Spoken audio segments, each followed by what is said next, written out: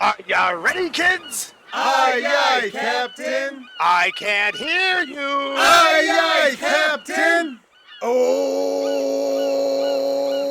Who's on the run from the evil consoles? Noah and friends! Unite as Ouroboros can they? Noah and friends! On a quest to save the real queens. Noah and friends! Has a sword that cut anything? Noah and Ready? friends! Noah and friends! Noah and friends! Noah and friends! Noah and friends are.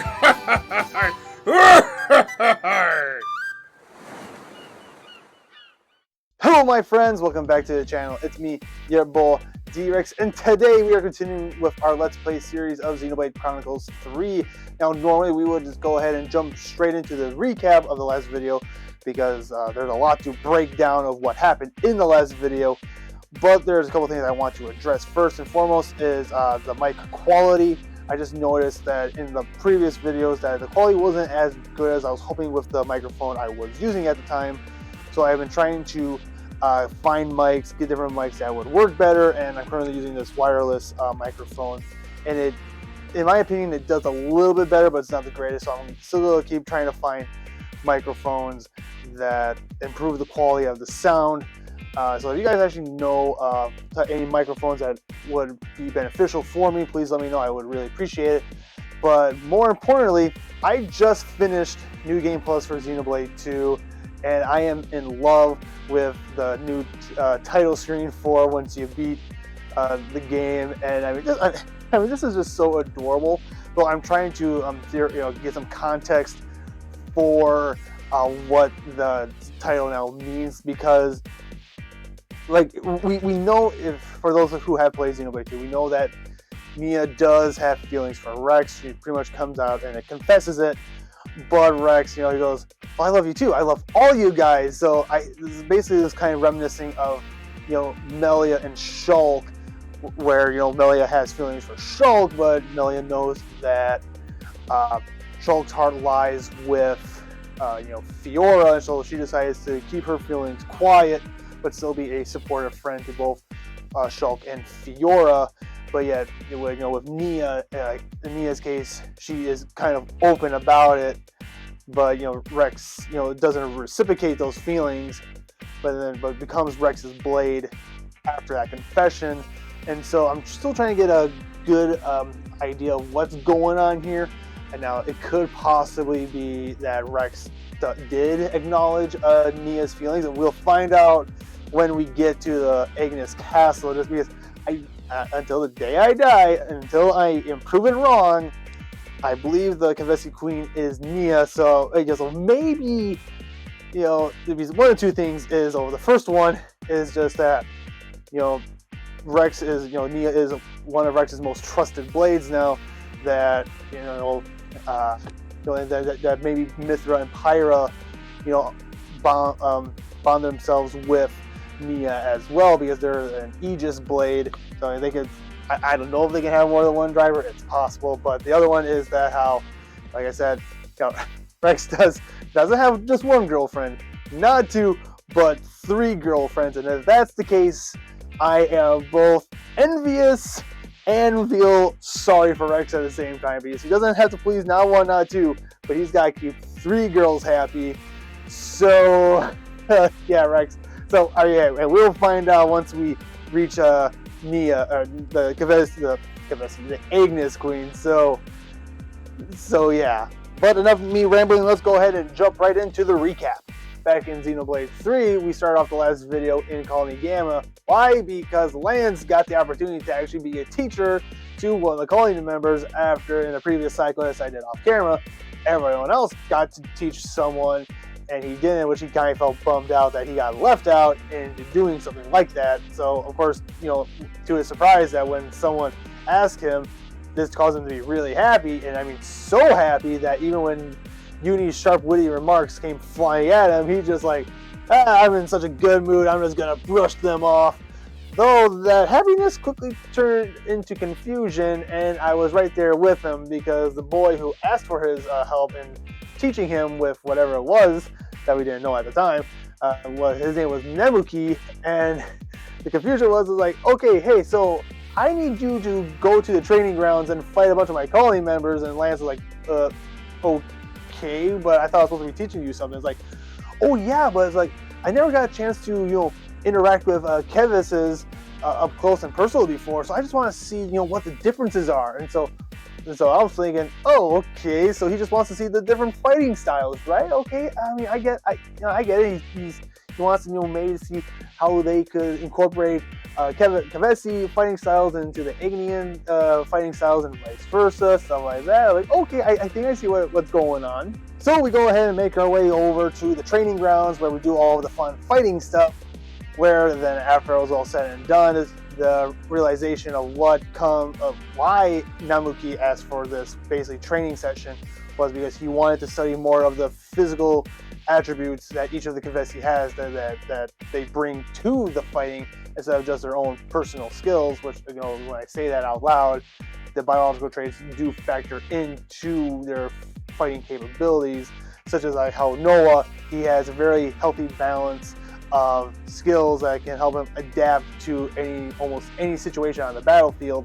And we're like Uni, how basically her whole entire body is a conduit for ether to flow and how she can control the ether of the battle, which is a very good observation. And as us as players of the Xenoblade series, or spoilers for those who haven't played Definitive Edition, that makes sense because if you know the history of the Hyentia, they started out as these creatures called Telethia, whose only purpose was to basically eat ether and anything that was ether based and basically transfer whatever it needed. So it makes sense how he observed how basically Uni controlled the flow of battle with the ether like I can't with my words or my brain. But it's when he gets to Lance when things get a little more interesting, is because he points out that, he goes, Mr. Lance, but you are what's interesting, is because just your whole body structure, your skin, it's like it was specifically designed, specifically made to be sturdier, tougher, harder, stronger. And it's because, given by appearances, Lance is supposed to be based off the Machina, or at least a descendant of the Machina, even though I don't really know how, because he looks more human than the Machina in Definitive Edition. Because in Definitive Edition, spoilers by the way, they're humanoid, but they look a lot more machine-like. But going back to the point with Namuki's observations, it kind of makes sense because everyone knows that metal is a lot harder than flesh. And because of that observation with Lance's biology, he goes, I need to study this more, and there's only one way to do this. Mr. Lance, I request that you, and I quote, strip. Yeah, this kid asked a grown man to strip. And Lance is like, well, you just can't pull the rug out under me like that, but okay. And apparently, he goes to do it right there and then, the Senna and Uni just come up and clock him behind the head, which starts a whole conversation and argument how Lance can't do that is wrong. But then they're like, wait, why do we think that is wrong? Maybe it's a reflex, which kind of baffles me because in the beginning of the game, Uni was in a mixed bath with Noah and Lance, so why is she getting so flustered about this? It kind of doesn't make any sense, but it could just be one of those things where development and communication with the writers just didn't connect. But hey, what do I know? Now it is at this point where we start getting to the heart and the meat of the last video, because you get a little dialogue discussion between Lance and everyone where Lance is like, hey, I wonder what the training for the Lost Numbers is like. Is it like ours? Is it really tough and stuff like that? And as soon as we get done with that conversation, we get a very unique cutscene. And I mean, all these cutscenes are pretty unique when it comes to Mobius, is because it just shows you the depravity, just how downright sick and disgusting these guys are. Is because we see this Franz that has a green flame clock. So now that is the fourth color of flame clock we've seen, because the Kevesis have the blue flame clock, and Agnus have the yellow flame clock, and we all know how the basic flame clocks work. And then you have the purple flame clocks from basically the Mobius robot 11s, and really not sure how those ones work, but I guess it's just the life energy just feeds the machines to keep them going. I'm just assuming that because I can't remember if there was an explanation. But anyway, back to the green flame clock. How this one works is basically the last survivor of that unit that's connected to that flame clock. When he or she are the last ones, they get all the life force combined from their fallen comrades. So it's basically survival of the fittest.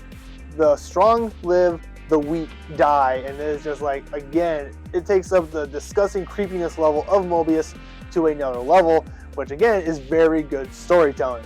But before we headed back to the city, we decided to go investigate an individual that supposedly wanted to use Ouroboros as science experiments, and this person turns out to be a member of Colony Iota named Salazar. And every time I hear the name, when I think of the name Salazar, I think of Salazar Slytherin from Harry Potter.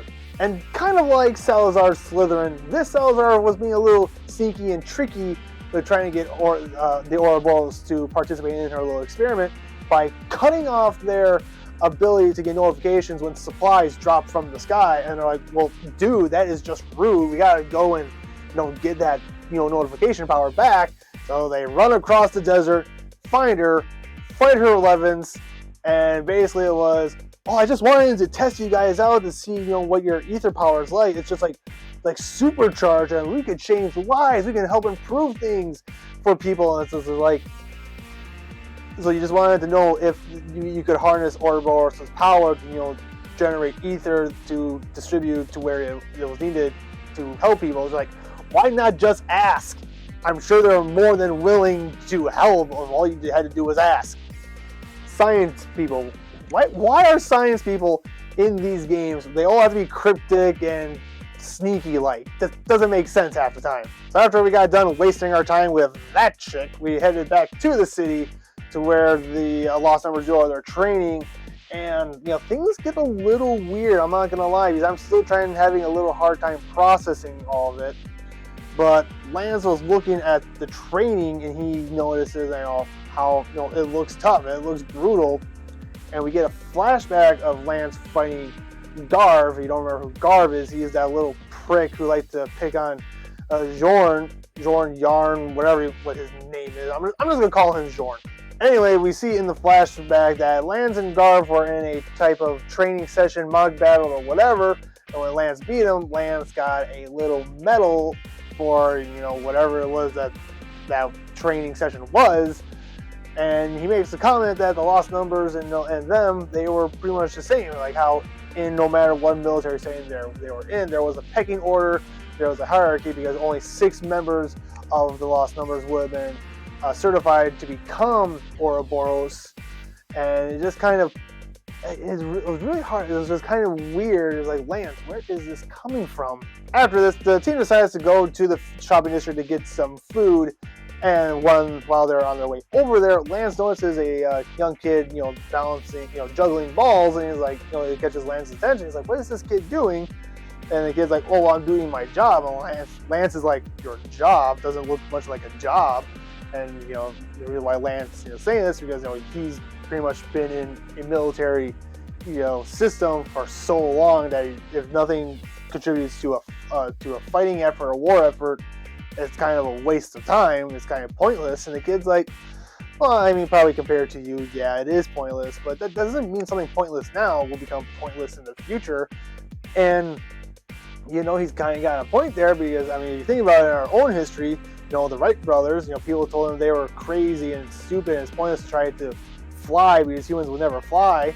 But with enough perseverance, they proved that, hey, this pointless thing you guys said was pointless, well, it's not pointless anymore, it is a possibility. And of course, juggling really won't have much use, but when I look at it, to me, it's like this kid, he's not a fighter. He's an entertainer. If he can keep people's spirits up, he is doing a job that benefits people.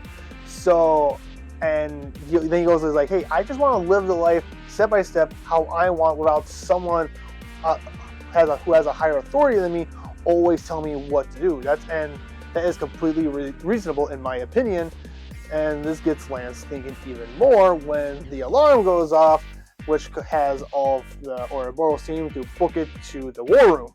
So we get to the war room and we learn from Monica that they received word that a large number of cradles were being transported. And if you don't remember what cradles are, they are those little capsule things that hold people in them after they die and then they're reborn before they're set out to fight in an endless war of pain and suffering, which Noah gets like, oh, you want to liberate them? Like, yeah, we'll help you. Where and when is this going to be? Oh, it's going to be here in this location that's pretty much right next to the Great Sword. And I'm thinking, uh-oh, this smells like a trap. So we hop on our boats just to go around the river bend and get off to where you need to start making tracks to where the cradles are located. And honestly, now when I think about it, Mobius was like pretty much right on the city's doorsteps. I mean, it was like that close. And it's like, if they landed maybe just a couple more yards or, over here, they could have probably just found the base and that would have been it for lost numbers. Anyways, as the team starts making tracks to the location of the frontis that has the cradles is at, you get a cutscene where Lance is starting talking about, how things were different compared to now, where, back when they were still fighting for the castles, that it was just very simple, straightforward. You go and fight, nothing to worry about.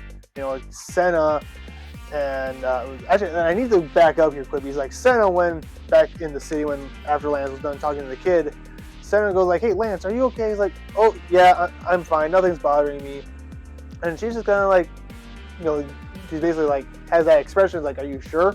And I like that because if you remember back where this whole intelligence gathering mission started, Senna was going through some self-esteem issues, and Lance was kind of there like, "Hey Senna, you okay?" It's like, "Oh yeah, I'm fine."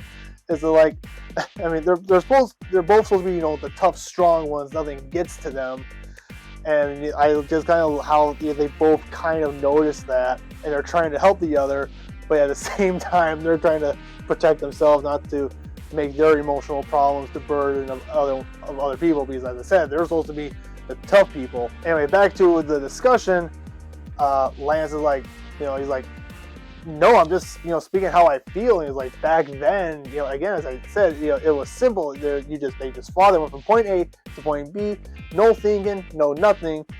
And this causes Uni to be Uni. And this is one time I was a little disappointed in Uni because she goes, "Hey Lance, you should try that whole thinking thing. It might do you a world of good." And Lance is like, "What's that supposed to mean?" And it's like, "Oh, you know what it means, you spoon." And this just causes them to get into a big argument. He's like, basically, Uni was questioning Lance's intelligence here. He's like, "Okay, what region are we in?" He's like, and he didn't know. And going back to the spoon, I had to figure out, like, what does the spoon mean? And basically, I looked it up. It was like, it means a simpleton. So Uni is basically calling Lance an idiot. And listen, Lance is not stupid, okay? I mean, he's a little slow, and honestly, I really felt for Lance here because I am like Lance. I just like things to be simple. Point A, point B. Give me a simple answer for this problem, and I can usually take care of it from there. And with Lance, like, as I said, he's not stupid. He can be very observant in certain situations, especially with those who are younger than him, or just younger people in general. Because like with Fiona, when she was basically hyperventilating that her colony, her friends were going to get killed, that she was just desperate to get there, and he just pointed to like flat out simply, it's like, yeah, you can go and help your friends, but you'll probably die before you get there unless we treat your wounds. And that pretty much is like a slap in the face for Fiona, but she needed it. It's like, hey, slow down, Fiona, breathe, let's heal you up, and then we can go and save your colony. And then, of course, Lance was there to, emotionally support Fiona when it was revealed that Council I, or Irma, was a council, and, Lance understands that feeling of having to fight someone who you thought was your friend. So, again, Lance can be a mentor and a teacher in certain situations. But quickly getting back, so before I got sidetracked, it cuts to a Noah and Noah, sorry. Noah's like, Lance is right. It was a lot simpler back then. You didn't really have a whole lot of stuff to worry about. But for Noah and Mio, things were different because they were already questioning everything. They were like, what's the point of all this fighting? They don't like the fact that all their friends die and that they have to go on and kill these people. Like, why are we fighting? You know, what's the point of life? And they're like, we'll find that answer if we continue moving forward. Just showing how mature Noah and Mio are. And I have to go off a bit on a tangent here because this cutscene really got to me. Because as I just previously mentioned, you know, Lance and Senna, they try to, you know, not show their feelings because they're the muscle of the team. That means they're the tough people and stuff like that. And for Lance specifically, or men in general, it's hard for us to express ourselves, our emotions, because you know because if we do, we get one of two extremes here for responses, and that's like, oh yeah, just shove those feelings down, don't let them bother you, you know, just put them underneath your heel. Or the other one is, oh no, we don't want to hear it, keep your feelings to yourselves. And then at the same time they go, oh, why don't men share their feelings? Is because we get 9 times out of 10, it's the two most negative extreme responses. So that's why usually we keep our feelings to ourselves and we try to, you know, process it, you know, the best way we can, which really by yourself isn't really healthy. So for Uni to go off on Lance like that, it bothered me, and you know, in her case, so she was probably thinking, oh, this is just Lance being Lance. It's nothing big, but clearly, you know, Uni calling him stupid and everything like that really bothers him. So yeah. Then we cut to another cutscene where the tension gets even higher because a member of the Lost Numbers comes up and goes like, oh, you must be Ouroboros. Oh, I'm so excited to be working with you guys. I've heard you know how amazing you are. And Lance, you know, he's still, you can tell he's still a little steamed about the conversation. I'm not going to say conversation, the argument that he had with Uni. And it's like, oh, what's so special about us? And, you know, this catches the guy off guard, and he's like, listen, where we're going, we might end up having to fight former friends. We might have to kill former, you know, our friends. Could you do that? Could you kill your own friend? And I just and it caught me off guard. It not only caught me off guard, it caught the Lost Number Kid off guard, and it caught Senna off guard. And it's just like, okay, you know that whatever's eating at Lance, it's bothering him big time. And just to add like more salt into the wound, another Lost Numbers come over here. He's like, oh yeah, well, he talks big, but when they're going to get stuff, they might just cross us. You know, they might just double cross us. And Lan's like, oh, so what? You don't think we're committed? It's like, hey, you never worked with us. You never fought by our side. You got this power that was supposed to be for us. He's like, oh yeah, things were just getting heated. And Lan's like, you know what? Fine, you can be that way. And like, if at any moment you think we're gonna turn on you, you can go ahead and shoot me, either the front or the back. I don't care. Yeah, I was just like, oh, things are just getting bad to worse. And even Noah was starting to agree with that. He's like, maybe we shouldn't have come. But Monica's like, no, this is good. In order to build trust, you have to get all this garbage out of the way. Because if you just, and again, that is very good advice, because if you keep, you know, if you work together acting as if there's nothing wrong, that pressure, that anger or frustration, whatever, is just going to keep building and building and building and building until it explodes before someone says it. And then next thing you know, someone says or does something that they're going to regret. So the group eventually gets to where the Pharaonis is located, and right away, right off the bat, I just knew that something was off. I knew this was a trap. Because as they were observing, someone made the comment that, well, where all the rest of the guards, there's only like, you know, like 2 or 3 or 4, or how many it was. There was a very small number of guards being posted, and the Union goes like, well, maybe they're all asleep. It's like, no, this is a trap, because if you have high valuable cargo sitting around, you would make sure your defenses are tight to protect it. And so they go in, and surprise, surprise, the cradles were empty. Dun dun dun.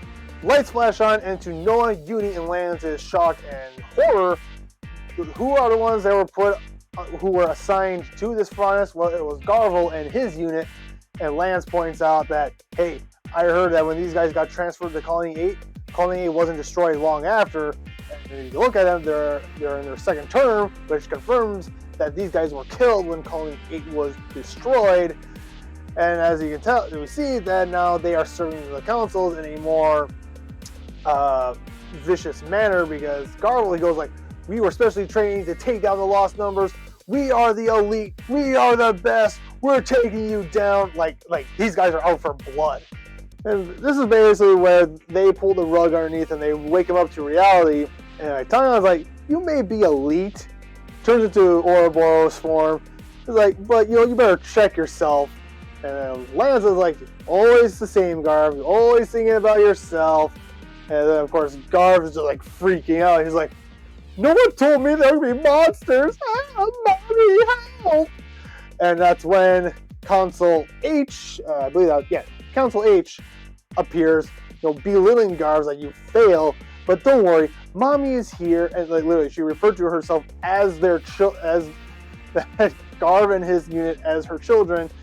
And like, this just makes her even a little more creepy and disturbing, because actually I had to look this up when I was trying to make sure I understood who Council H was. Because Council H was actually the one who destroyed Colony 8. So just think about this. She destroys Colony 8, revives the members of Colony 8, puts them under her command once again, calls them her children, and she is their mother, and having them go out, and whoever dies, the only one left standing gets all the life force of her children. Yeah, this is just messed up. So then we go ahead and do our thing. We kick her butt. She starts crying out. She's like, no, why did no one tell me about Ouroboros? I should have been more prepared. And then Noah goes ahead, cucks the flame clock.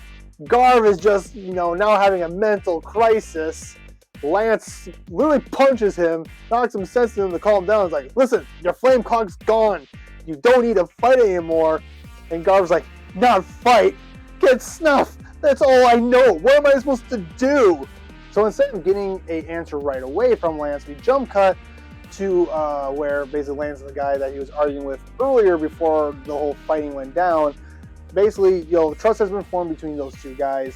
And after that, Lance starts asking the group, is like, hey, did we do the right thing with just letting those guys go? Which then we flash back to that conversation where, Garv, he's just, like, we've seen people have a hard time with, finding out the truth of the world that they live in, facing reality. And, like, Garv is just having a crisis here. And Lance, in a calm manner, just turns and goes, like, what do I know?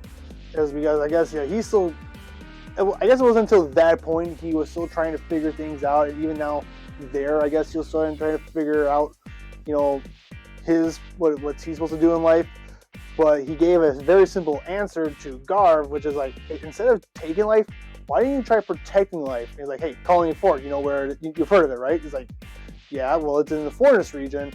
And he tells him to go ahead and, reach out to the commander. I'm not going to say the commander's name because I can't pronounce his name to save my life, like so many other people. He said, see, Lance, you're a lot smarter than I am because you remember the guy's name and you know the region that the colony is. So good on you, buddy. But anyway, he tells him, like, hey, reach out to him. Tell him that I sent you. He'll help you out. He'll help guide you guys. And most like this will just show Lance's maturity again. When it comes to those who are emotionally fragile or younger than him, he's there to be that guy. Because like, hey, come on, and it kind of fits into his role of it. He's the guy who helps take on that, who takes on that burden, and he's a strong, tough guy. But to me, this kind of reminds me of he's strong enough to be gentle in this case. Like he's the tough guy, but he brings himself down to their level. It's like, hey, breathe. We're gonna figure this out. So Lance, round of applause on you. Good job. This is when Monica jumps in. It's like, hey, they will be all right. This is something they have to figure out. And everyone's saying like, yeah, at the time this was the best option that we had for them. We held on to them before we let them go. It could have made the situation worse. And like I said, from my perspective, it was the most simplest solution given the circumstances. And it's kind of funny I say that out loud because Lance, he's the guy who, he prefers things to be simple, and here he is overthinking it. So it's kind of a case of irony here. But then, like Monica, points out, but hey, for you guys, it took you a little while to, adjust to all this. And Lance, he doesn't say anything. Uni's sorry, not Lance.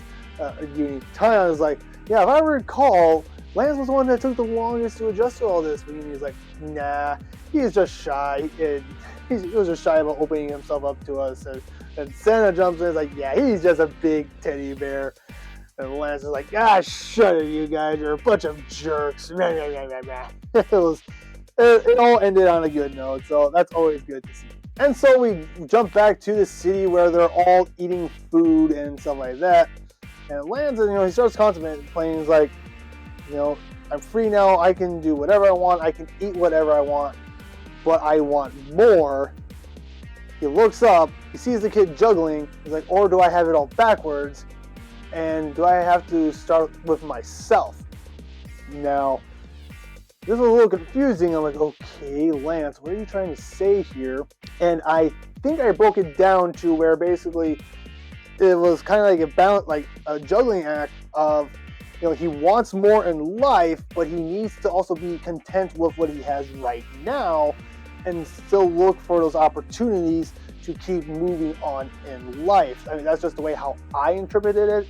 But if you guys think Lance was talking about something else, please let me know.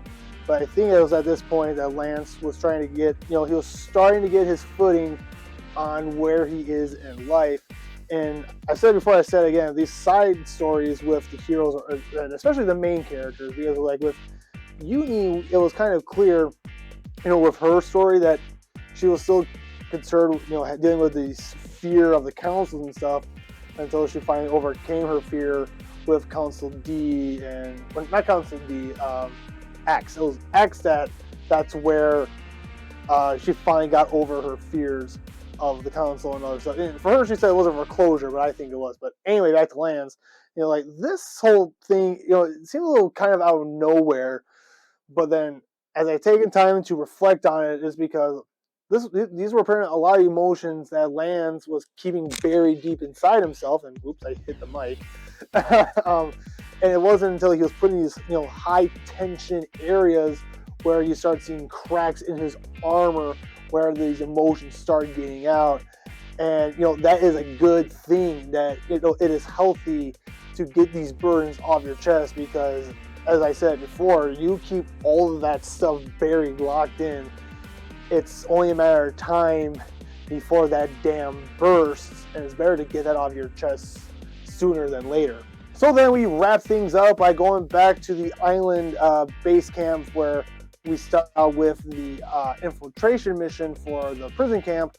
We're all right, we got the information. This is where the camp is located. This is how you're going to get in. And so as soon as you get in there, you can mingle around, blend in without causing any trouble. The hard part is getting out. And if you get caught, your only option is to jump off the prison into the water. We'll come and fish you out. It's that doesn't sound fun, because, if they land the wrong way when they hit that water, that's going to be the end of it. Oh boy, wow, there was a lot to digest and discuss there. Wow, I am so exhausted I can barely talk anymore. With that being said, let's just go ahead and jump right into the game portion of this video. Alrighty, team, here we are. Now, quickly, we're just going to go over a couple things here quick. First and foremost is that, as if you were with us in the last video, we finally got all the information we needed to infiltrate the prison camp. But before we do that, though, there's a couple of things I want to check out. First and foremost is this quest-related event. But there's also this point of interest that I don't recall ever seeing here before. So I really want to go ahead and just check this point of interest out quick, just to see what it is. Then we're going to go ahead and shoot straight across over to this event that popped up after we completed Lance's side story.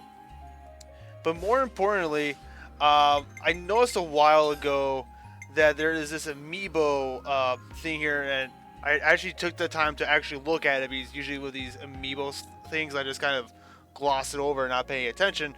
was like, you can receive rewards. So I went out and bought a Shulk amiibo. So we're gonna go ahead and see what kind of rewards we get out of this.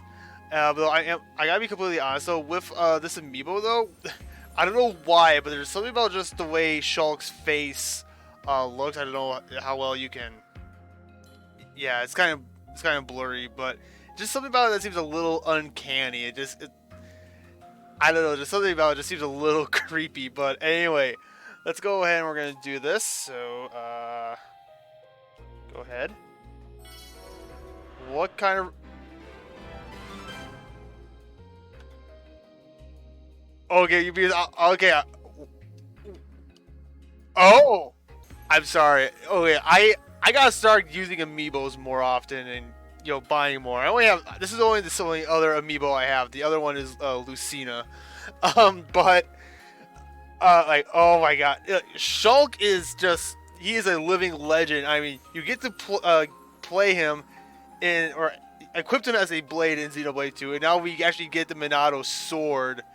It's like I'm probably sure there's nothing in the game that will make Melia react to it, but it's like, hey Melia, look what we have here. We got Shulk's Minato. Ain't that cool, huh? But like, okay, is there anything else, or that was it? That was it? What tips? Special weapons. These can be equipped from clothing attachments to give your weapon a very special appearance. Okay, yeah. We are so equipping this. Okay. Class. No, and this is the sword class, right? It's only the sword class or sword fighter. Leave the enemies to me. Oh wow, I gotta yeah, we'll do that. Evade. Boost your physical defense. There we go. Oh wow. Jeez, I got a lot of stuff in here that I need to do for Noah's sword. Well, let's see.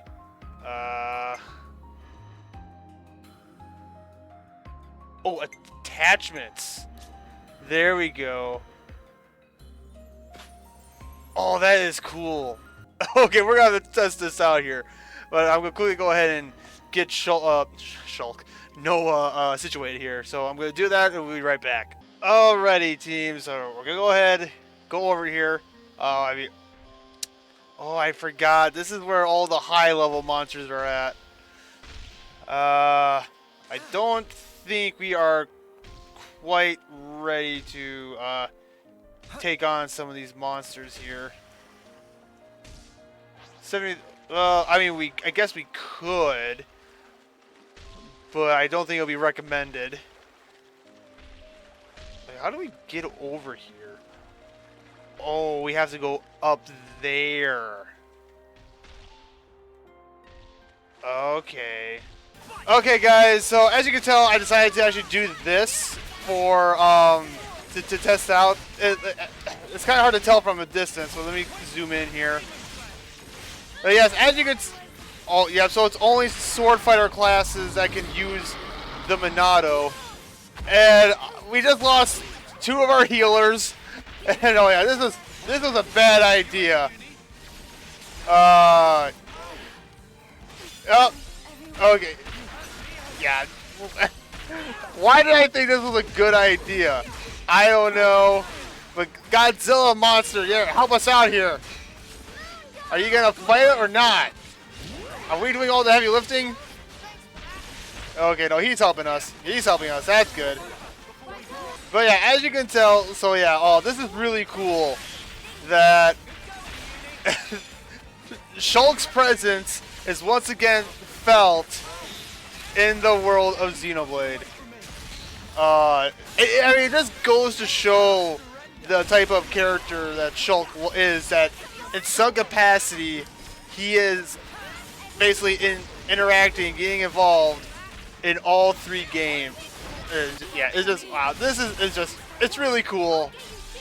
The power of the Minato. I'm really feeling it. Okay, there we go. We killed it. Yeah, well, we're gonna end there. Oh. That was scary, but ooh, class acquired. Nice. Conclusion. We yeah, we got a lot of XP and some decent amount of gold. So that's cool. That's good. That's good. Well, Godzilla, it was nice knowing you. Thanks for helping us a little bit in that fight, and he is gone. Okay. Okay. Wait, can I sneak around this guy to get that? Don't notice me. Don't notice me. Don't notice me.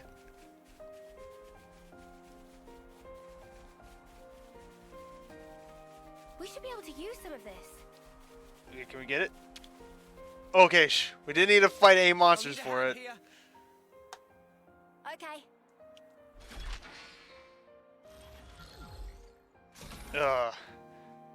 Sorry, I'm still kind of geeking out over the fact that we have the Monado with us again. It never gets old. All right, well, I'm gonna try to see if I can get to that. Why are you eyeballing me? Oh, okay. All right, I'm out of here. Oh, jeez. Yeah, we're out. We're gone. Oof, that hurt a little bit. Okay, now can we manage to get over there without being killed? I don't think that's gonna happen. Oh my god, there are so many monster birds. Oh gosh. I actually, on the way over here, I died a couple of times, so I went back and like, okay, I'm gonna level myself up a little bit.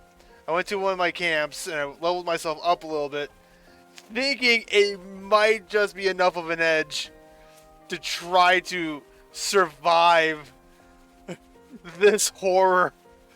Like, oh, 78, and we are only at level 70. Oh, nope, we are. Yeah, nope, it ain't gonna. It's not happening unless we run for it, and I don't think that's gonna work.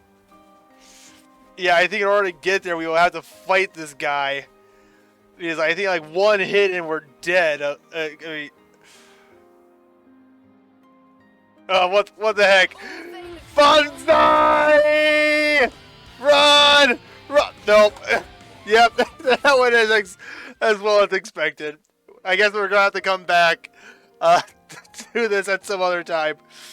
Let's go ahead and just make our way over to the quest event spot. Oh, wait, right here. In the middle of all this fog. Okay. Oh, wait a minute. We're on the sea. I need to get my pirate hat on. Okay, here we go. Oh gosh, don't tell me there's the Kraken in here. I can't believe this fog. It's so white, man, and I'm not able to see wing in front of face. This looks dangerous to go through. Wait, Riku. Anu Shoals found him close by here. Oh, he's probably. Oh, yeah, he's the cat. He's driving the ship. Riku now wants to force ship aground. It better to wait in patience until fog clear. Yeah, I suppose. Oh! Did you see something, Mimi? Just now, there was. I must have imagined it. No, if you thought you saw something, tell us what you.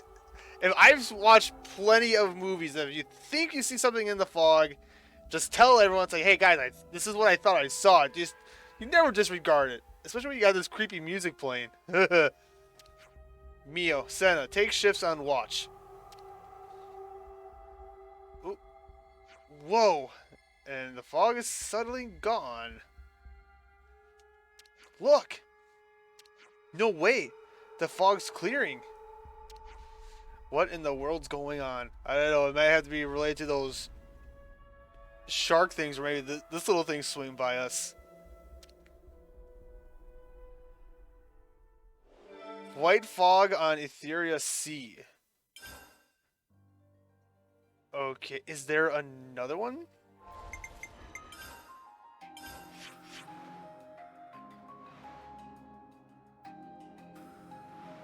Wait, that...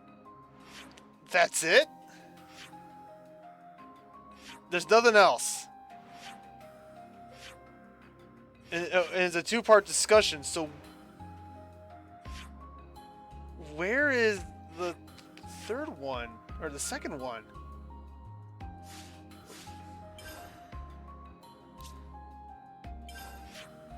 I'm sorry, I'm checking all...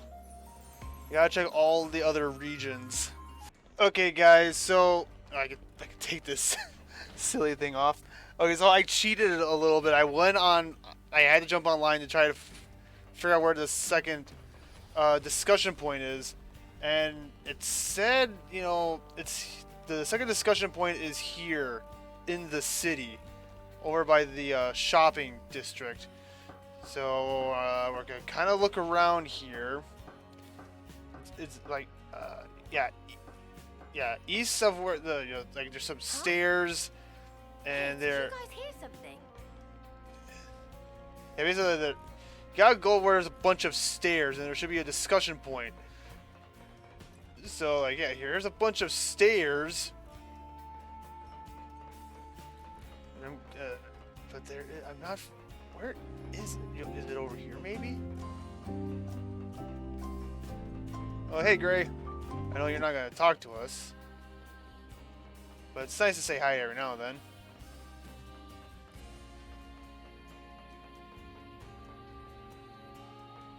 Okay,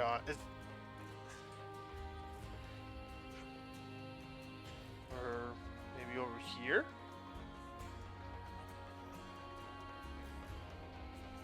Much later. Oh, there it is. There it is. Okay, we found it. Let's see. There's another soldier from the dispatch squad gone missing. Heard they were out on a mission in the Ethereal Sea. There was this white fog as soon as they entered. Bam, gone. Just like that. Okay. Alright, we found it, so good. So let's go ahead. Oh, he's like, yeah, that fog was creepy. I'm sorry, it piqued my curiosity. Like, normally you stay away from creepy places, but curiosity, we have to check it out. And then curiosity killed the cat. Most of our break, guys. Alright, well, let's discuss things. Let's lay out the facts. So the lost numbers who were active on the Ethereal Sea have gone missing one by one. They said they were swallowed up by the fog and vanished, right? Right. Well, that facial expression, I can't talk enough, get over the facial expressions. They're just great. If we're looking for fog, how about that thick cloud that sprung up near Anu Shoals? Oh yeah, you're right. I wonder if that fog has something to do with the other one. That fog lifted quickly though, and nothing happened, so I didn't want to say anything. But I got the feeling there was something in the fog. The fog we encountered could be the same one then. Kazimi's the authority on all things Ethereal Sea, yeah? Anyone fancy a fact-finding mission to Vinizog Holm? That's a good idea. Let's talk to her. And that's the chick who told us, it's like, hey, you know, these are the locations to be able to sneak in and gather the intel on the prison camp. Because she was the only one to successfully escape. Alright. Alright, here we are. Now, because this involves the lost numbers, it should be fitting that we have should we have Masha?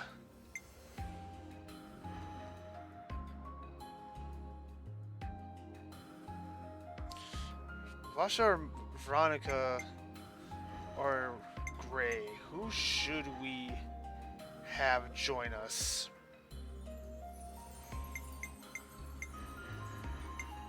It's a tough one. Do what you have to do, and let's make a difference. Well, we'll do Veronica. Let's see. Can you tell us what you know about white fog on the Etheria, Earthia Sea. Oh, you're interested in that too? Monica is or I've been saying Veronica. It's Monica. Wow. Monica already has been here asking me to do a little digging on the topic. So nothing seems to happen when you're on a boat, but if you make landfall on an island with that fog laid on it, then as soon as you take your eyes off your friends, they vanish. Ooh, spooky. That fog has taken a lot of people I know away from me. I see. I really want to get to the bottom of it before anyone else gets hurt. So you don't even know whether it's caused by a monster or it's some new military technology? Would it be dangerous to investigate it alone? Let us help you. Noah. Always thinking ahead. Wow, the Ouroboros want to help me? That would be amazing. Thank you. Okay, so whenever you're near an island where the white fog is, you vanish. But we don't know if it's a monster or some type of military thing. It could be both. Alright, let's jump back on board. And because we are on our boat in the sea, gotta throw the hat back on. Let's dive into the spooky, spooky fog.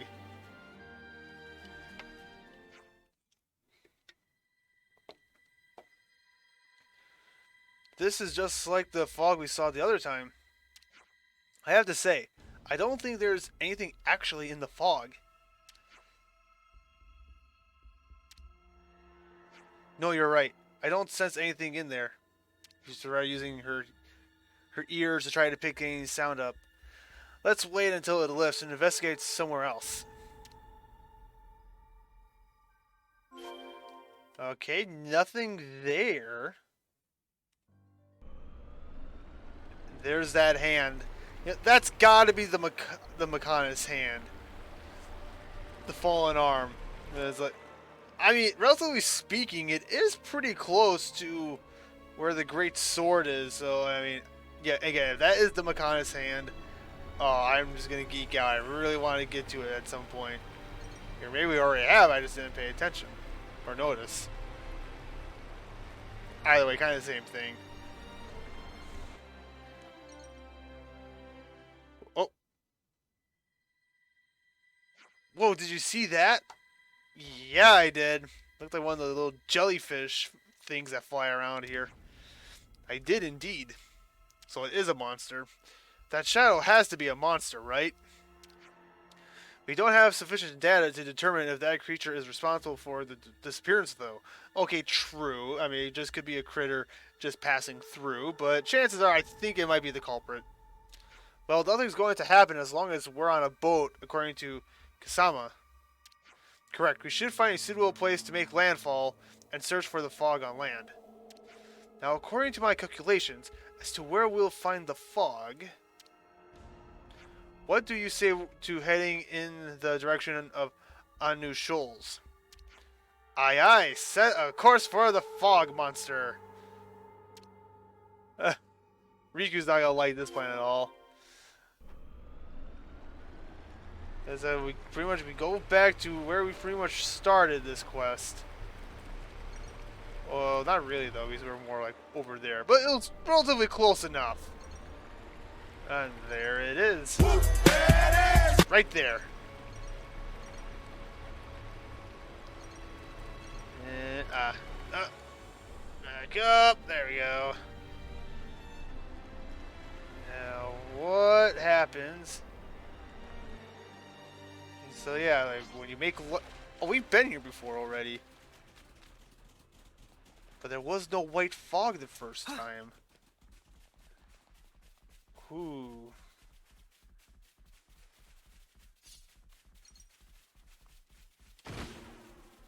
Huh? Oh. Supply drop.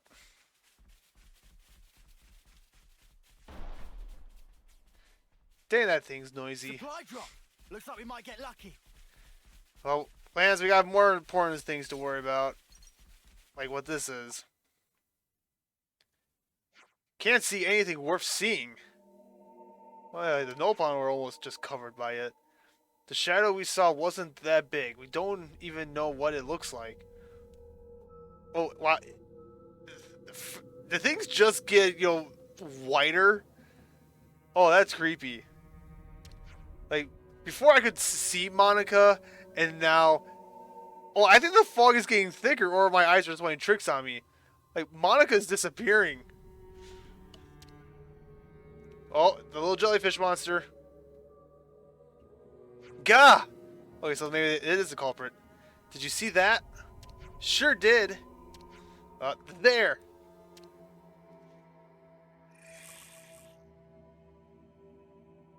Huh?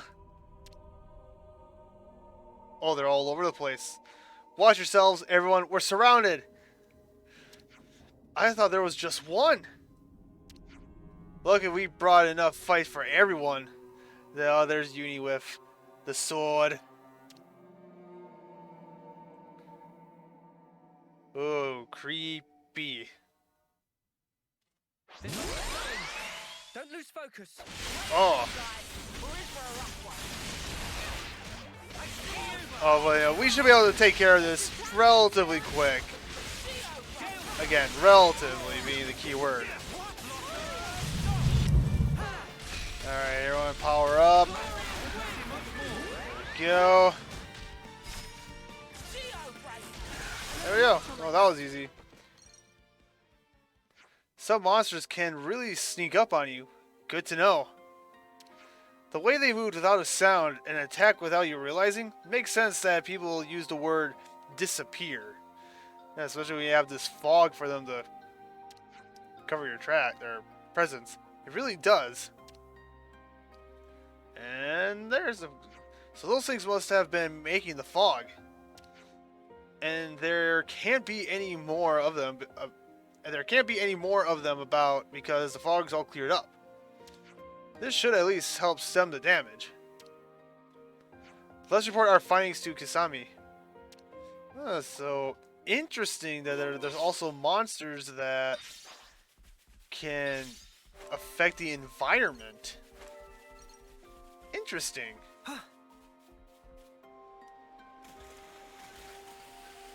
Fail to manipulate the land for your fighting capabilities. Wait, why am I taking the boat? I can just teleport. So the monsters were creating the fog and attacking people? Of course. And Agnus Shoals, where you landed and got attacked, must have been their nest. But now that you've taken them all out, everything should be fine. You avenged the soldiers and helped me with my investigation. Thanks so much. Oh yeah, that was not really what I was expecting for a quest-related event, but hey, you get what you take what you can. Going up in the world. Oh, okay, nice. I'm keeping watch over Petula Bay. If there's any movement, I'll be straight over. Be careful. Oh, and please say hello to everyone in the prison camp for me. I know they might be a little jealous that you're out and about and they're stuck in there waiting to be executed. Alright, here we go. We are approaching the castle. And I'm guessing, the prison is right over here on the bottom left. Or it's right over here near that the colony over there. Oh, we gotta go right here. Okay. Oh ho! What do we have here? Aha!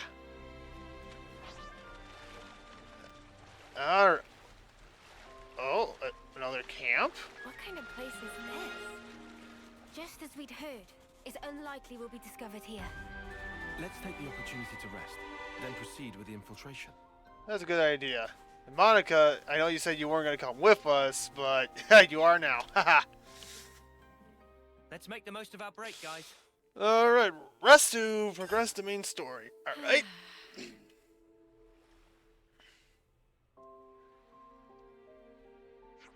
We can leave at any time. Let's get on with it then. Got my identification device on. Once we're inside the prison, we won't be able to come back out again for a while. We must be absolutely sure that we're ready for anything.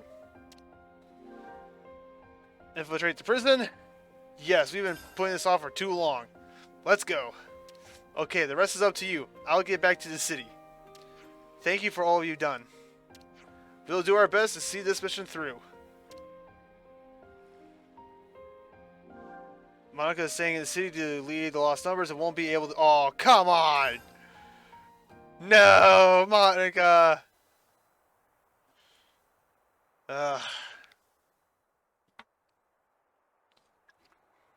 It's massive. That's the Agnus Castle. And it's floating. Seen it before, Mio? Nope. First time for me too. Like you guys. We never got any special training. If our intel's right, we ought to find a cave if we circle along anti-clockwise. Is that the one that then leads to the ventilation ducts in the camp? Yeah, that's right. Quickly. We need to get in before it gets light. Okay. Alright, well, so... Oop, no, heroes, there we go. Okay, so yeah, Monica is no longer available. So who should we... We'll put Gray in. I can lend you a hand. Thanks, Gray. Looks like a new location. Alright, so yeah, we need to do this before the sun comes up.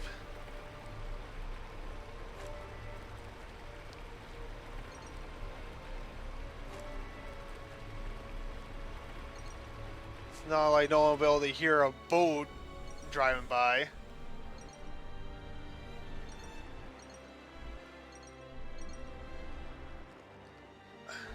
Okay, so then we disembark, and then we swim in. Yeah, that's gonna be. This is obviously too small for the boat. All right, here we go, boys and girls. Oh, look at that! Someone left us a torch. How convenient. How nice of them. Okay. Yeah. At some point, I'm gonna have to come back and explore all this on my own time. Guys, Oh. ready to fight. We're gonna have to fight all these guys, aren't we? All right, there we go. Point. Lance Senna.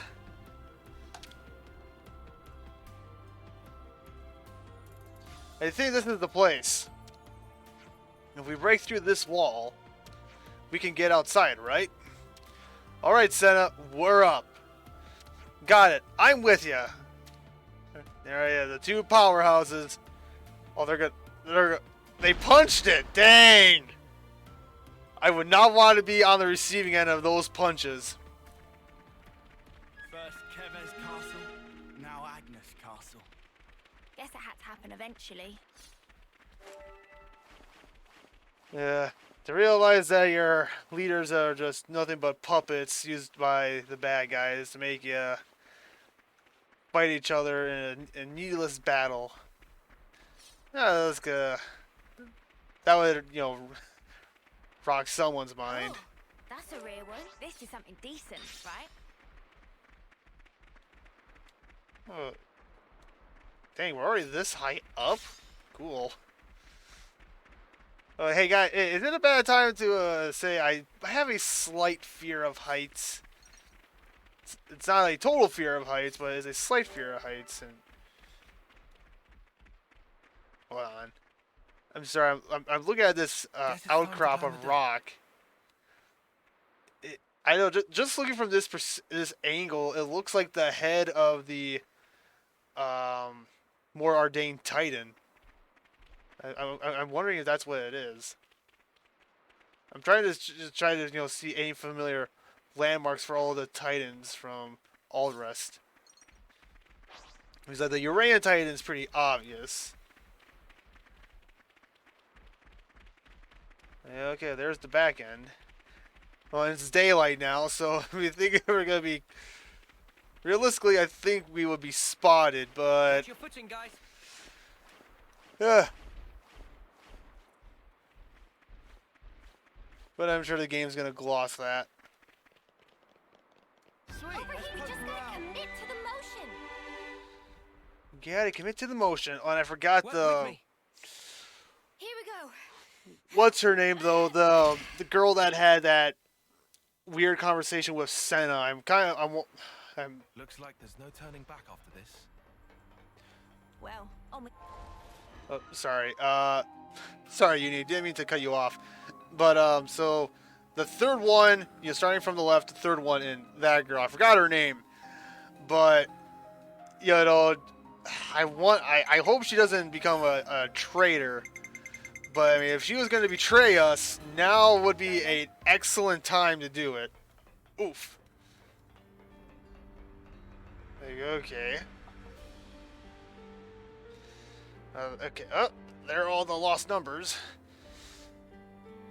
Oh, I hope we can get them all out, but I think that the main priority is to get the informant. That is the main priority.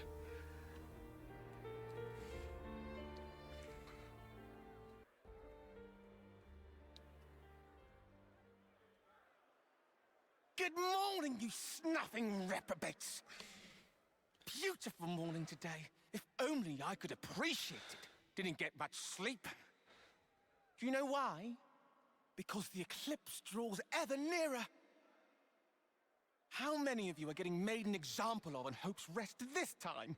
I can hardly contain myself thinking about it. Couldn't catch a wink of sleep last night. Me? Nutty snuffer. He's really enjoying this. Yet, nonetheless, the show must go on in order to unite our hearts and minds to keep the world in balance and perfect harmony. This will be your final resting place. So why not live a little while you still have some body to enjoy it with?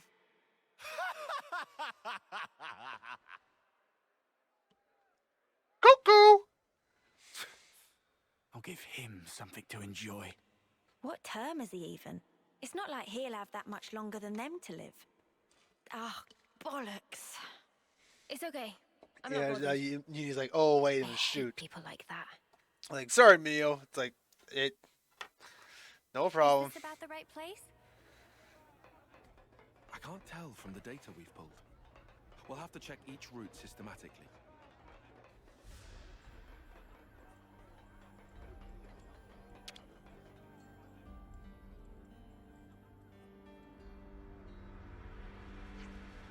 Two guards. Probably shouldn't have just forced our way through, eh? Agreed. Let's look for another place. Alright. We're going to want to be as still. The one time that they. when they say we gotta be stealthy, we're actually being stealthy. Like when we're trying to infiltrate the Agnus Castle, it's just like. We just walk right by all the guards. It's like, guys, this is not stealthy at all.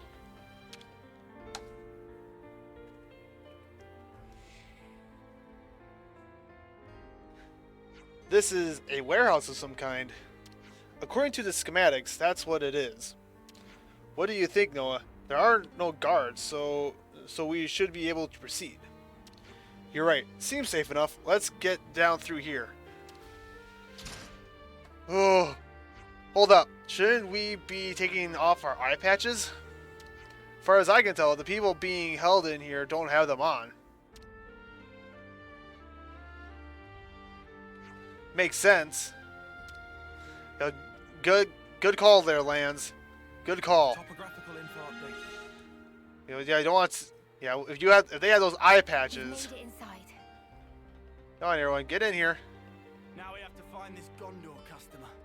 Yes, Ghondor, the horsemen of Ghondor. great. Now I want to watch Lord of the Rings.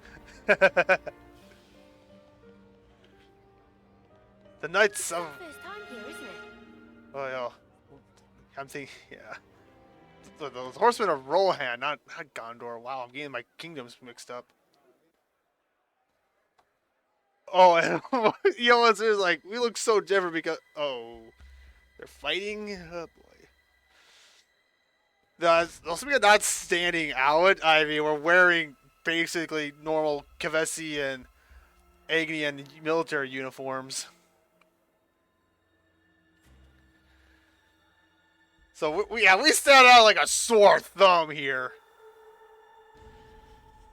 Ooh, the pressure's on. Stay cool. Be collective. The hell you come here for? Oh, Ghondor. Is that Ghondor? no, I don't think that's Ghondor. I asked you a question. Yeah, it's the girl. It's the girl. Give me an answer, fresh fish. Yeah, jeez, this girl is spicy. Huh? Huh? Cut the crap. Jeez. Lights on in there, you dead brain? Hold on. Is Ghondor Is Ghondor a what? Finish your damn sentence. What? My name? You got a problem with it? No, it's your name. So she's Ghondor. Whoa. Thought she was being funny. Uh. Oh, so you agree, do you? No, I didn't mean... Jeez, what is this girl's malfunction? What's her problem? Go die in a ditch, you turd. Yikes. Never thought I'd hear someone top Uni's sweary mouth. Yeah. Don't you go copying her, Senna. Yes. Nah, not my style. Uh. Oh, wow. Ways to talk trash about one of your friends. So, where was I? Think it was about why they're here. Eh. Oh, right, that. She's got her like So, two what's the henchmen. idea, sweethearts? Now she's playing nice? You're Ghondor. What's it to you? Monica from the city. She told us about you. She said you'd know where the queens are. So you are the Queen's lapdogs? Tell Jeez. us what you know. Watch some have soap in. Put that some good soap in reason that to meet mouth with of them. yours. Good lord. To bring peace and to set the world to rights. This shit. What? What? I'm fed up with hearing that sanctimonious odd and crap. So you aren't gonna help us out then? If you're trying to kill the now, then you can just forget it. Kill the now. Did I bloody stutter? Oh, you just don't get it. Maybe this'll hammer it home. Eggy, Oggy, Mom? At your command.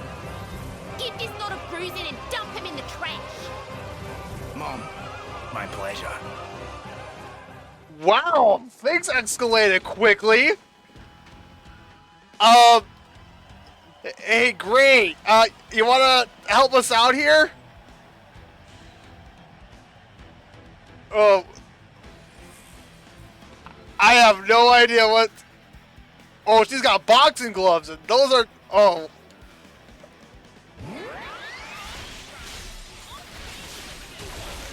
Gray, can you not? I don't think she would even listen to Gray. What is with Ghondor? Okay, let's take out her minions. Okay, I'm guessing our interlink is deactivated because we want to keep a low profile, which honestly that is a very good a good thing to have on hand or do.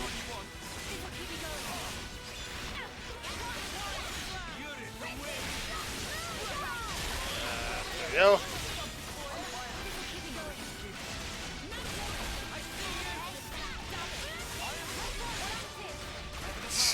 I'm sorry, I was not expecting that.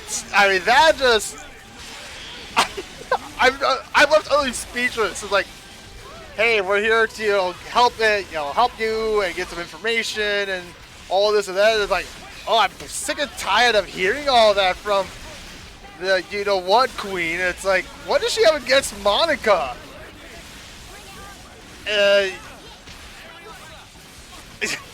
Yeah, I am utterly speechless.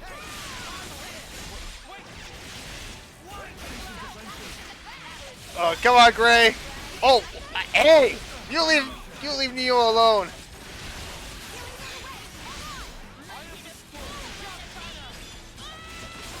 Oh, what? Dang, Neo. How could this have happened? Very well.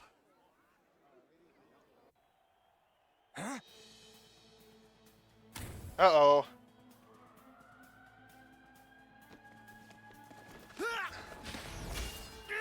Oof.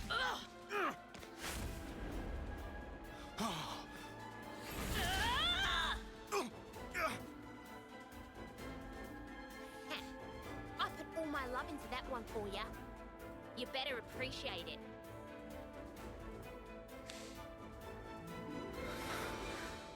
But the Monado. Wait, it's glowing.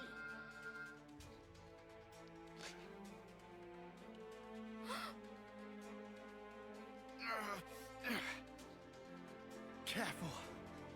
She packs a meaner punch than you think. No. Yeah. No jokes. Of course she does. She's a pro. That's Monica's daughter. What? Daughter? No way. Hey, okay, hold on. Okay, wait, time out.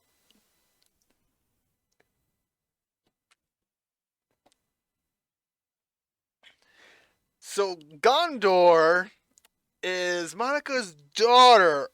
Okay,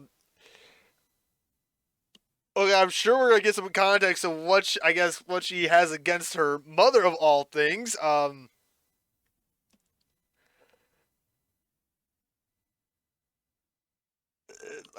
Wow, all the trash talking about her mother now is just like, whoa, what did your mom do to you to deserve that type of, ridicule? And now looking at her, or I can see, just her face and the way her hair looks. I can see her as Monica's daughter now, and so what? I'm definitely surprised. I'm actually surprised that Monica had a daughter. For everyone, I guess. That baby we saw. That's about the size of it. Eh. Plus, the head Ouroboros candidate. Oh. That too. Okay, that was interesting. It all adds up now. Oi, what are you prattling on about? You got something to say? Say it to my face. I mean, hey, she's like direct and personal. Go on then. Why are we fighting each other? It's so pointless. Piss off. No, it's not. Why? Because you dads haven't figured it out. About killing the now? Yeah. Then stop holding out and just tell us.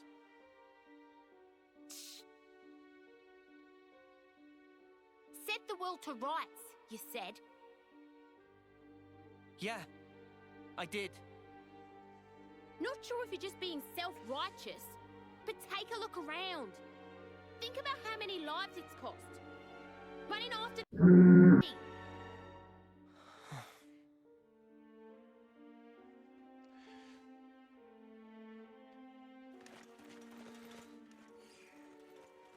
So I guess she doesn't no longer see the point of this fight that's enough. against On your Mobius. knees now, all of you. Hands behind your head. Disobey me, you'll get time in solitary. Change of plan. Sheathe your blades now. Let's just do as he says, okay?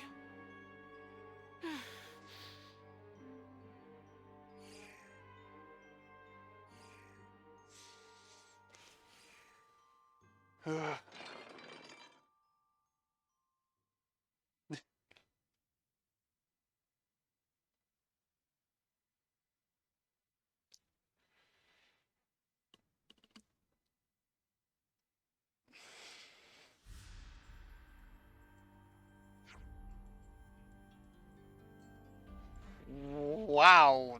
Yeah.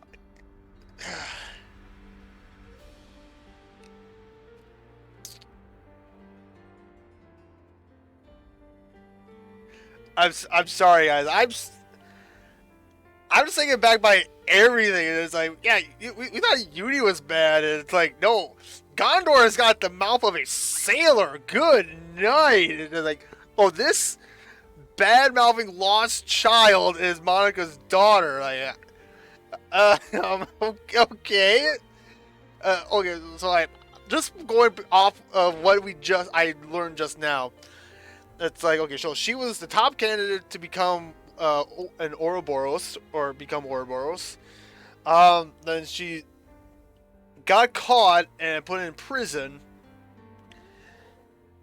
And I guess maybe the pressure was too much for her, and now she's just like, this whole fight, it's pointless.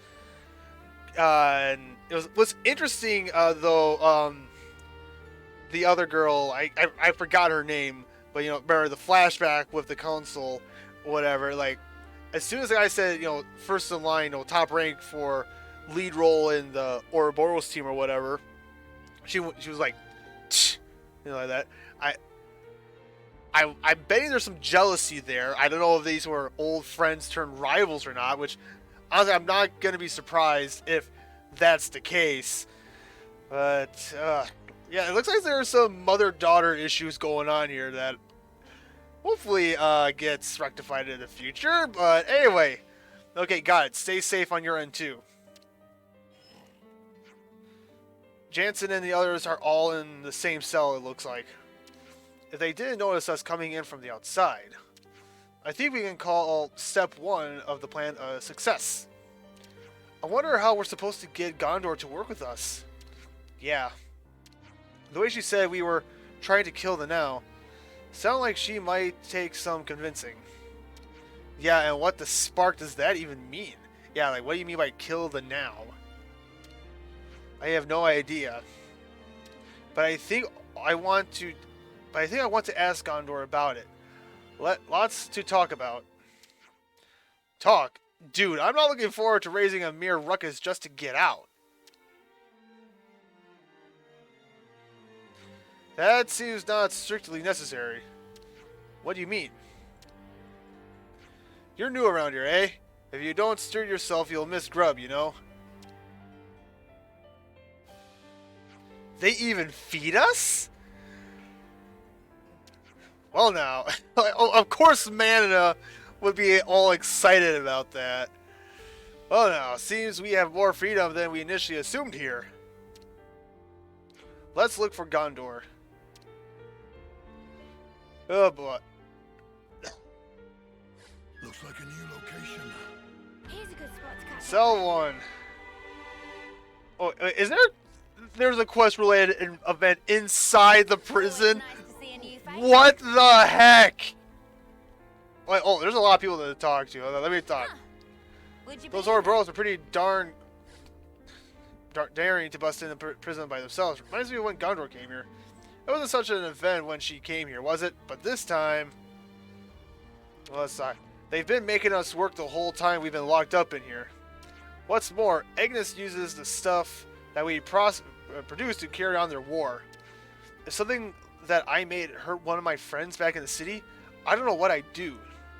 Living with that anxiety for so many years, it's enough to send you crazy. Always nice to Yeah, see you fair enough. Dana, your cell's not this way. You better get back before the guards start giving us all earache. Always nice to see a new face. It's been 5 years since they caught me while I was on a scavenging mission. I'll never live down that day to the rest of my life. It's been some 8 years or so for me, and all that time's dulled my mind. I can't even recall the last time I met my daughter. Oh yeah, it seems like a lot of people are on edge. I wouldn't blame them. Come on, get to the central block and for morning assembly. You can't be late or you'll wind up in a punishment cell. Always nice to see a new That doesn't sound pleasant.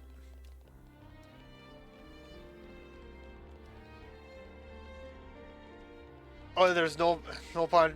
So the infiltration went fine, but then all hell broke loose. Well, it's hardly a surprise. Gondor's always been that way. Must be tough for poor Aggie and Oogie. Aggie and Oogie. Oogie Boogie. If she'd have lost heart, I would have given her a good thrashing. But Gondor's Gondor, wherever she goes.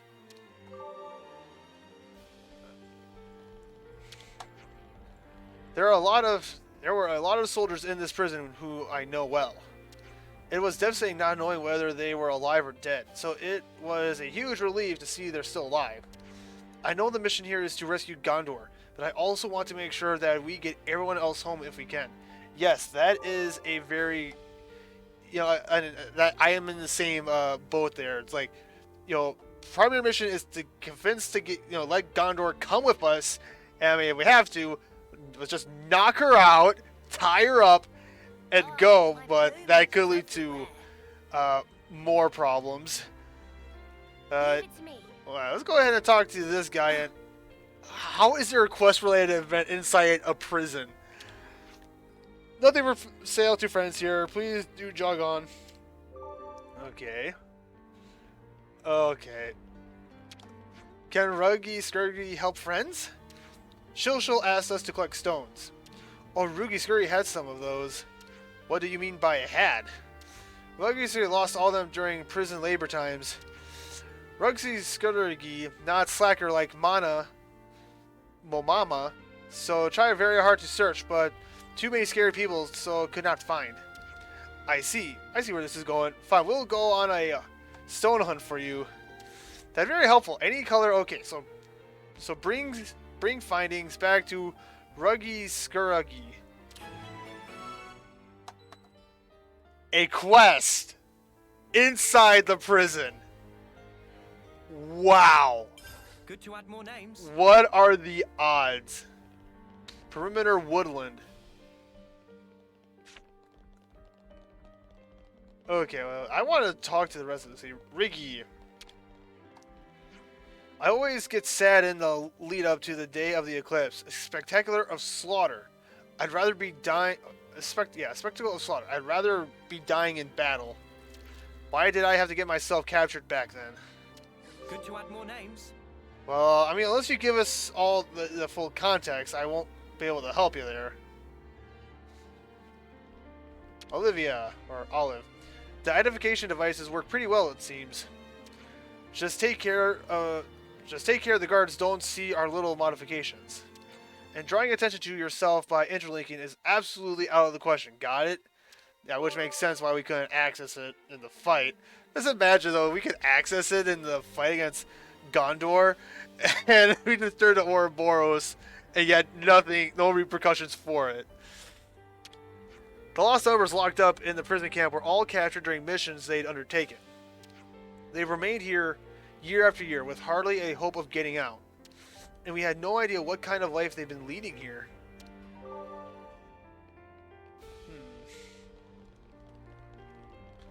Brenda.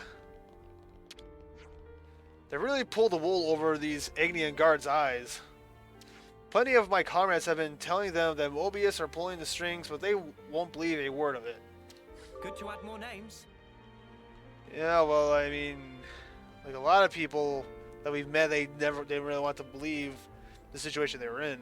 Anton, you'll see Ghondor around the central cell block a lot. Just look for two blurry dudes hanging around. I'm sure you won't miss them. Good to So yeah, I get the feeling like Ghondor, she's become like the basically the person in charge of the the head honcho when it comes to the rank and file of all the prisoners. Like, she's the boss of the place. You don't get on her bad side. Okay, wait on. Is it possible to get outside? Brunel.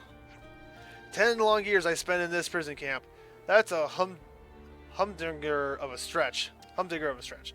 It's probably about time they picked me out for the chop. What makes you think that? My age. You don't see many old prisoners in here, do you? Good to add more names. Okay, very good point. Oh no, this is the warehouse we were in.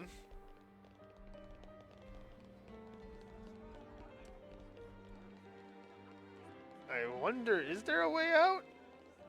Oh yeah, there she is. I'm sorry, there's so much on my plate right now. I can't really afford to help you guys out.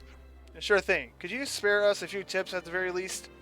Yeah, maybe. There's a Nopon trader who got mixed up with the Genpop here. If there's anything you need, that might be a way to get a hold of it. Good to add more names. Okay, so you can go outside, but we can't just yet. Okay. Hey, Ghondor, we need to talk to you. Just don't bite our heads off, okay? The White City, the great White City of Ghondor. I'll tell you what we should all do. Not one frigging thing. We do nothing. If we just stay put here, and the city folk keep a low profile, no one has to die for small nuts. So that's your now. Penny finally drops. Yeah, she doesn't want to Aren't do they going anything. to execute you next month? So, it'll be 10 people if that. They've got over 1,000 locked up in here. It'll barely register. So, lives aren't statistics. I'm saying if you stir or bitch quick once, you'll have 1,000 lives on your conscience. And also, you're gonna set the world to rights? Then what's that there on your arms, on your chests? And then there's the kitten.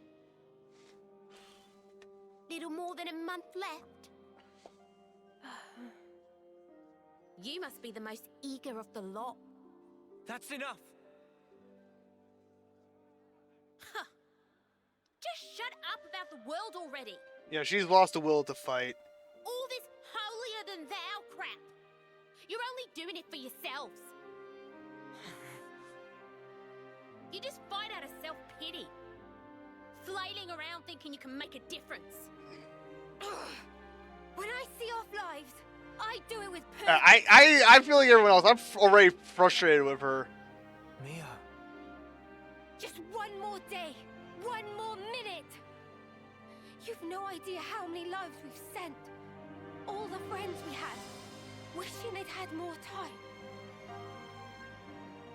That was each and every day for us. But it was all we could do. It was all we had to believe in. Day in, day out. You are an Offseer? And when we finally made it to the city, I realized there was a whole different world out there. They're so lucky. I really thought that. I was astounded. Just by extending our years, life could be so different. I even saw the beginning of a new life. That tiny little hand that was grasping mine. I can understand why you want to protect that. If that's the now you speak of, we'd never kill that. Still, that's why we're trying to protect it for you. To save our friends. To build a future that would make us free. You've got about a month. That enough? For that? At least she's trying. I don't know. My time might be up before our fight is truly over. There's probably not that much I can do. Mia. But I've got to try. I'll keep trying while my flame still flickers. And after that,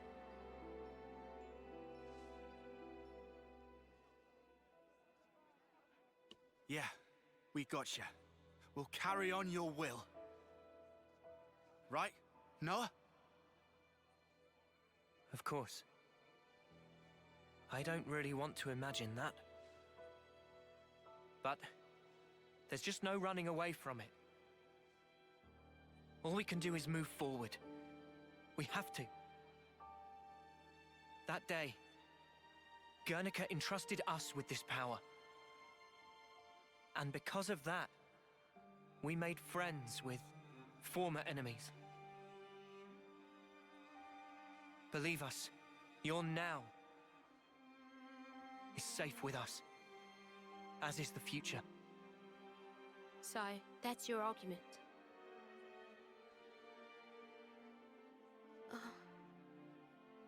Might registered something. I bet that that's connected with Noah's sword. That's why it glowed. And that's why. For the Cloud Keep. That's why she's giving it to him. The real Queen of Agnus has taken her beauty sleep.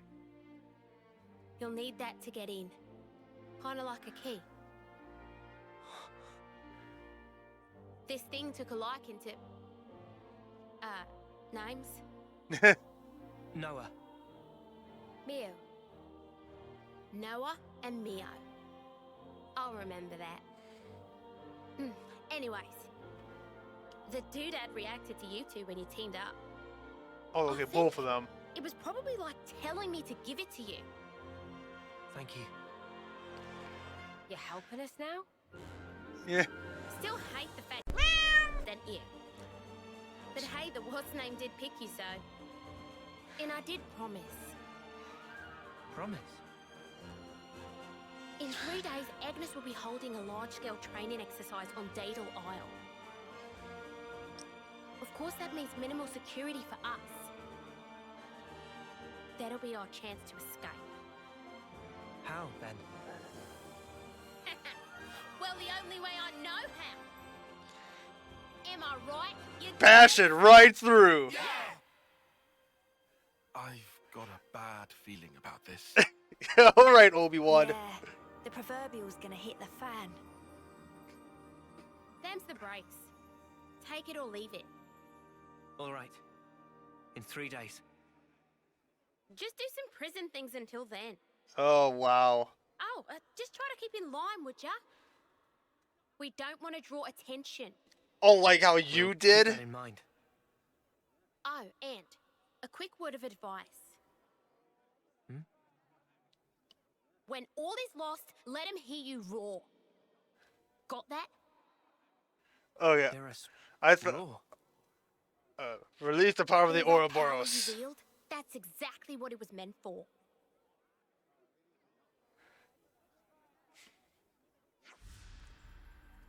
Well, yeah, she quickly changed her tune after, hearing that conviction from Mio. And,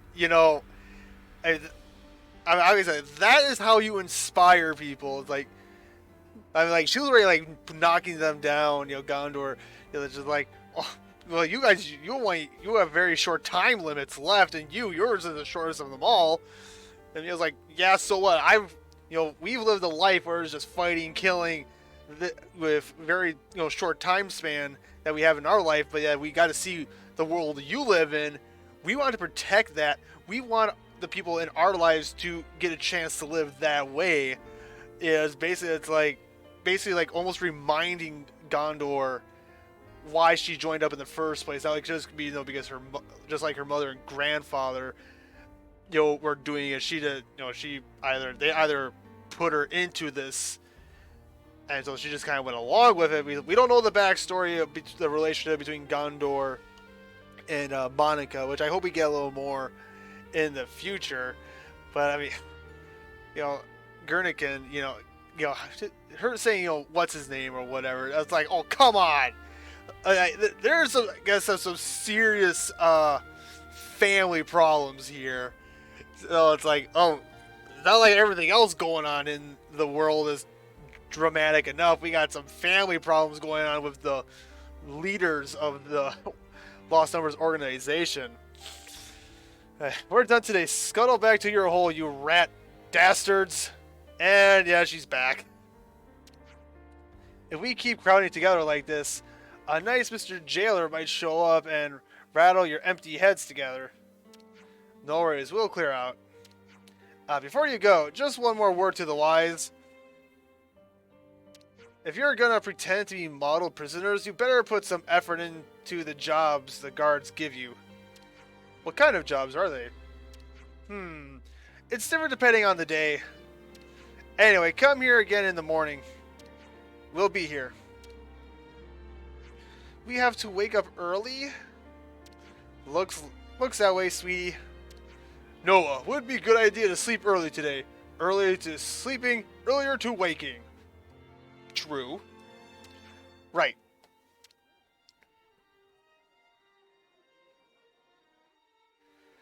Okay, and now, in retrospect, it makes sense. It makes better sense Monica wasn't here, because if she was, oh, I have a feeling things would have really escalated.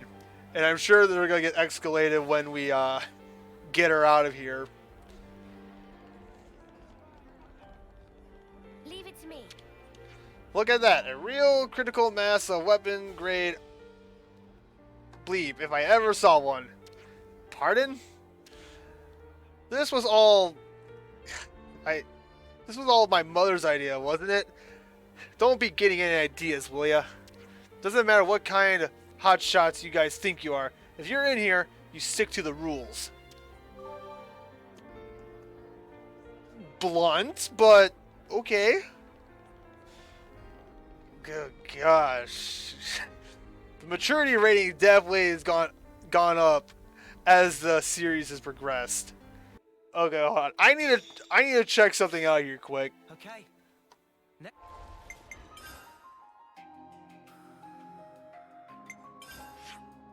Okay, we can't skip travel. Okay, good.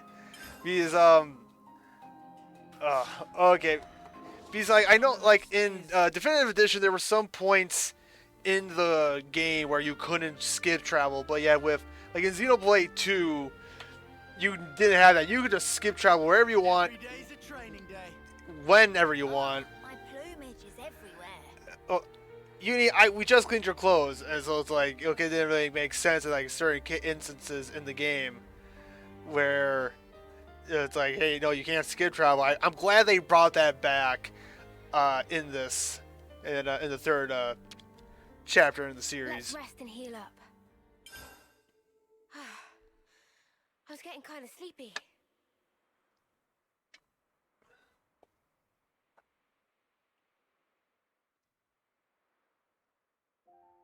He lands in Senna. I'm envious. Of what? You, Mimi, Noah, you're all so incredibly confident. Who's confident? It's all a big act. I don't know about Noah and Mio. But me, though? I'm pathetic. Huh?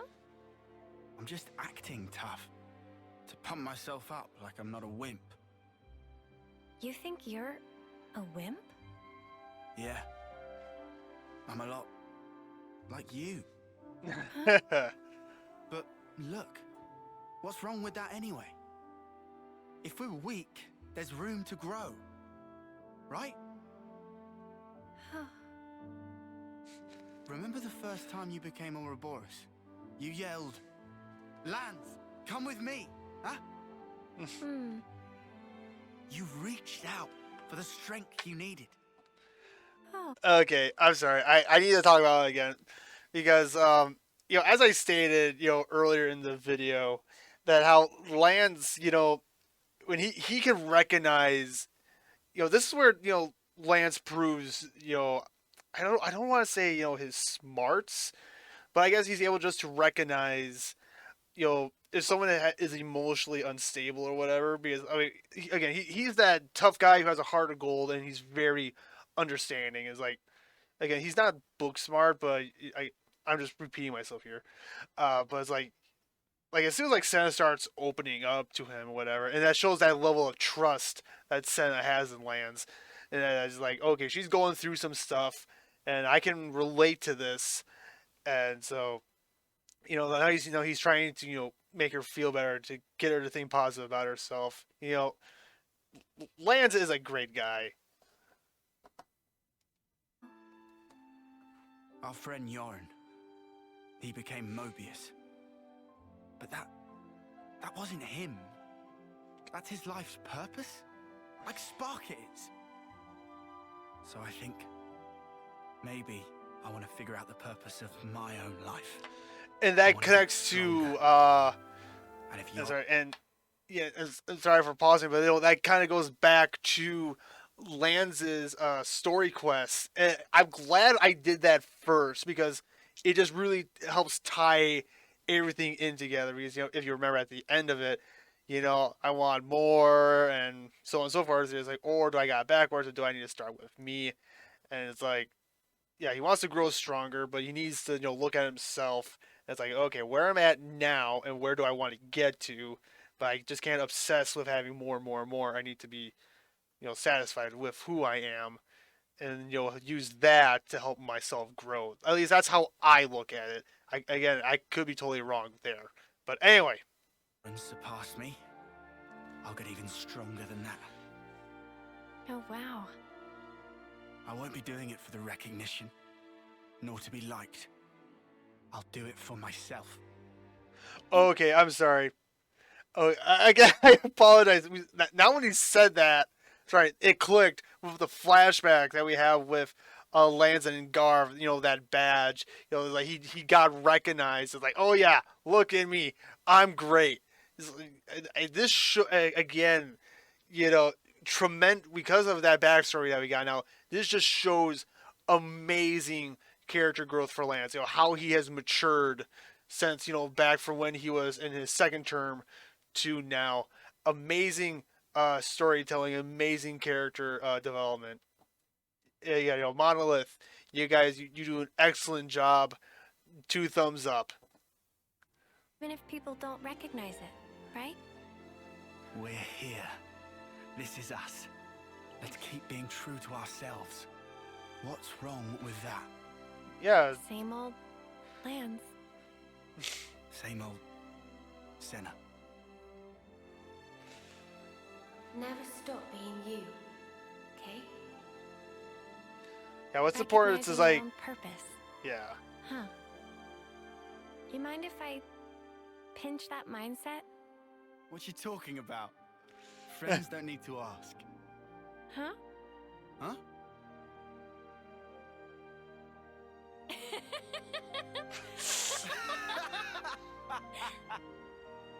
Here's to us, the mighty weaklings. Yeah.